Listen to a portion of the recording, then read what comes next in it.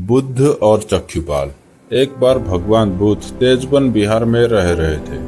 भिक्षु चक्षुपाल भगवान बुद्ध से मिलने के लिए आए थे।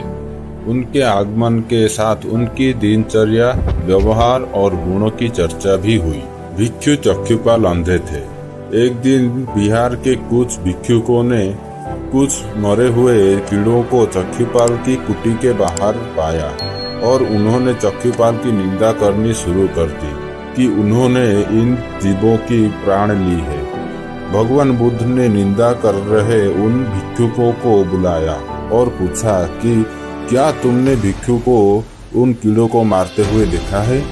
उन्होंने उत्तर दिया, नहीं। इस पर भगवान बुद्ध ने उन साधकों से कहा कि जैसे तुमने उन्हें कीड़े मारते हुए नहीं देखा है, वैसे ही चक्षुपाल ने उन्हें मरते हुए नहीं देखा और उन्होंने कीड़ों को जानबूझकर नहीं मारा, इसलिए उन्होंने उनकी निंदा करना उचित नहीं है बोला। भिक्षुओं ने उनसे पूछा कि चक्षुपाल अंधे क्यों हैं? उन्होंने इस जन्म में अथवा पिछले जन्म में क्या पाप किए? भगवान बुद्ध ने चक्षुपाल के बारे में कहा कि वे पूर्व जन्म में एक चिकित्सक थे।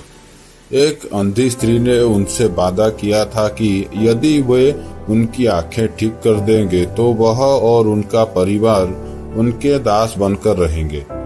स्त्री की आंखें ठीक हो गई, पर उसने दासी बनने के भय से यह मानने से इनकार कर दिया। चिकित्सक को पता था कि उस स्त्री की आंखें ठीक हो गई हैं, वह झूठ बोल रही है। उसे सबक सिखाने के लिए या बदला लेने के लिए चक्षुपाल ने दूसरी दवा दी। इस दवा से वो महिला फिर से अंधी हो गई। वह कितना ही रोई पिटी, लेकिन चक्षुपाल जरा भी उस पर रहम नहीं खाए। इस पाप के फल स्वरूप अगले जन्म में चिकित्सक को अंधा बनना पड़ा।